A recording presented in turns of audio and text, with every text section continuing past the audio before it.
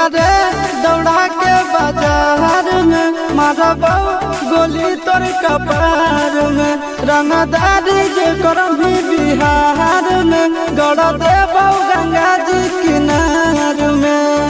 इतना मार पड़तो न बेटा। बेटा रे दौड़ा के बाजार में मारबो गोली तोर कपार में रंगदारी जे करभी बिहार में गड़ देबो गंगा जी किनार में।